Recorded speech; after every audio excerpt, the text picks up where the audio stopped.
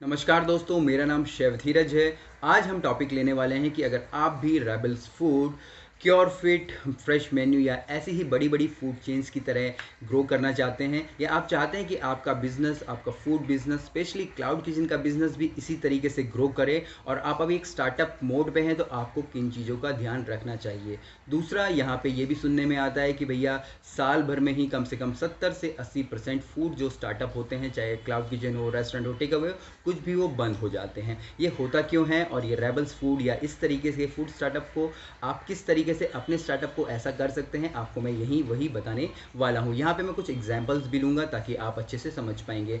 उसके अलावा अगर आप मेरे चैनल पे नए हैं, पहली बार देख रहे हैं, मेरे चैनल पे 100 से ज़्यादा वीडियोज़ हैं जो स्पेशली फूड बिजनेस से रिलेटेड, क्लाउड किचन से रिलेटेड हैं, जहाँ पे आपको सब कुछ पता चल जाएगा। आपको मैन पावर हायरिंग के बारे में पता चल जाएगा, आपको मेन्यूज़ के बारे में पता चल जाएगा, डिशेस के प्राइजेस कैसे रखते हैं, सैलरीज कैसे पे करते हैं, फ्यूल क्या होता है, फ्यूल कॉस्ट क्या होती है, लीगल वर्क से लेकर और सब कुछ आप जाके देखिएगा। आपको टोटल डेप्थ जो हमारे F&B का जो नॉलेज होता है, फूड एंड बेवरेजेस का नॉलेज, वो मिल जाएगा।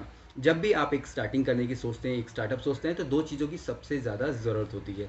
सबसे पहला यहाँ पे ज़रूरत होती है इन्वेस्टमेंट की, जो कि आपके पास होती है। आपको कितनी इन्वेस्टमेंट करनी है, क्या इन्वेस्टमेंट करनी है, वो आपके ऊपर डिपेंड करता है। दूसरा, यहाँ पे आपको ज़रूरत होती है एक ऐसे फूड बिजनेस आइडिया की जो कि आपको बाद में जाके एग्जीक्यूट करना होता है।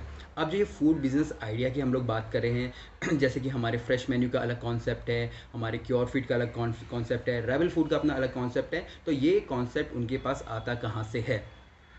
अब ये कॉन्सेप्ट उनके पास आता है किसी एक एक्सपर्ट की सलाह लेने के बाद।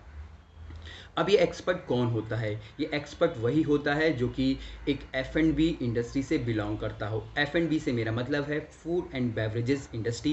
ये एक शेफ़ हो सकता है, ये किसी होटल का मैनेजर हो सकता है, किसी रेस्टोरेंट का मैनेजर हो सकता है, या इस इंडस्ट्री से बिलोंग करने वाला ऐसा व्यक्ति जो कि खाने के बीच में रहा हो या फिर उसको ये सारी चीज़ों का आइडिया हो। इसके अलावा कोई भी आपको ये सारे आइडियाज़ नहीं दे सकता है।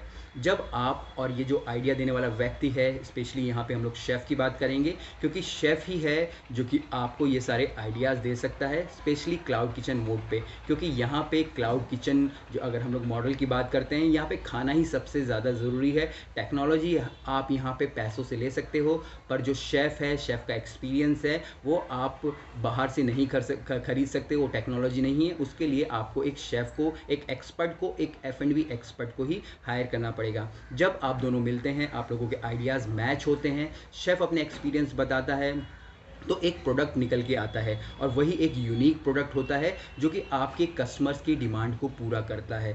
जैसे कि हम लोग बात करें, अगर हम लोग क्योर फिट की, जिसको कि रणवीर बरार, आपको पता है इवन कि अगर आपको नहीं मालूम है, मैं यहाँ पे स्क्रीनशॉट लगा दूंगा, रणवीर बरार ने ही स्टार्टिंग करी थी हमारे क्योर फिट की। वो इसके ब्रांड एम्बेसडर भी हैं। अगर यहीं पे अगर कोई और होता, अगर उनको कोई और आइडिया दे रहा होता, कोई डिजिटल मार्केटिंग वाला आइडिया दे रहा था, या कोई बिजनेस कोच उनको आइडिया दे रहा होता, या फिर कोई क्लाउड किचन कोच उनको आइडिया दे रहा होता, तो उनका ये ब्रांड नहीं चल पाता। यहाँ उन्होंने एक्सपर्ट की सलाह ली, और भी फूड एक्सपर्ट की, और उनका अपना एक यूनिक हेल्थ का कॉन्सेप्ट है। उसके बाद अगर हम लोग बात करते हैं एक अलग कॉन्सेप्ट की, वो है हमारा रेबल्स फूड, जो कि पहले फासुस था। इसके अंदर कई सारे कॉन्सेप्ट्स हैं, कई सारे आपके इनके अंदर ब्रांड मिल जाएंगे, और इनके जो कॉर्पोरेट एग्जीक्यूटिव शेफ का नाम है वो है हमारा विनय कुमार। मैं यहाँ इनके भी स्क्रीनशॉट लगा दूंगा। अब जो ये विनय कुमार जी हैं, आप इनकी प्रोफाइल लिंक्डइन पे भी जाके देख सकते हैं, आपको इनके बारे में अच्छे से मालूम पड़ जाएगा। वहीं अगर रेबल्स फूड वाले किसी और को हायर करते या किसी और की सलाह लेते, तो जो अभी वो कर पा रहे हैं, मेरे ख्याल से वो नहीं कर पाते, या तो इससे पीछे होते या फिर वो कहीं भी नहीं होते। या आप संजीव कपूर को ले लीजिए, या फिर आप अपने विकास खन्ना जी को ले लीजिए, आप कोई भी ले लीजिए। जहाँ पे फूड है वहाँ पे शेफ़ होना या F&B के का एक बैकग्राउंड का व्यक्ति होना बहुत ही ज़्यादा ज़रूरी है। वही आपके लिए एक यूनिक कॉन्सेप्ट डेवलप कर सकता है। अब यहाँ पे जब एक यूनिक कॉन्सेप्ट डेवलप हो जाता है, उसके बाद हमारे पास एक प्रोडक्ट रेडी होता है जो कि हमें कस्टमर्स को बेचना होता है। अब कस्टमर को अगर हम लोग बेचने की बात करें, तो यहाँ पे हम लोग टेक्नोलॉजीज़ का सहारा लेते हैं। हम लोग सहारा लेते हैं यहाँ पे स्विगी का, जोमेटो का, अपनी खुद की डिलीवरीज़ का, जो कि आप इजीली कर सकते हैं। पर यहाँ पे टोटल अगर मैं बात करूँ, तो जो भी अगर आप सोच रहे हैं आपको रेबल्स फूड या इनकी तरह बनना है, तो आपको एक एक्सपर्ट की ही ज़रूरत होती है जो कि ये सारी चीज़ें आपके लिए करके दे सकता है। मेरे भी कई सारे कोर्सेज हैं जो कि मैं सेल करता हूँ, आप उन्हें भी ले सकते हैं, और एज एक्सपर्ट एडवाइस भी मैं आपको यहाँ पे देता हूँ अपने मेंटरशिप प्रोग्राम के अंतर्गत। उम्मीद करता हूँ आपको ये अच्छे से समझ आया होगा कि कौन आपके लिए एक अच्छा सा कॉन्सेप्ट डिज़ाइन कर सकता है। मैं नहीं कहता कि आप मेरी ही सर्विस लीजिए, आप लिंक्डइन में चले जाइए, आपको ढेरों सारी प्रोफाइल मिल जाएंगी जो कि शेफ़ से हैं, F&B मैनेजर है, रेस्टोरेंट मैनेजर है, आप उनकी भी हेल्प ले सकते हैं।